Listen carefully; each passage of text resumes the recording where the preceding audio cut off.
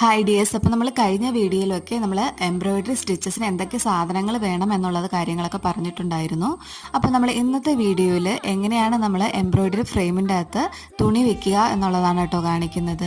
അപ്പോൾ നമ്മൾ ഇതിൻ്റെ സ്ക്രൂ ഒന്ന് ലൂസ് ചെയ്ത് ഇതിനെ 2 പാർട്ടാക്കി എടുക്കുക.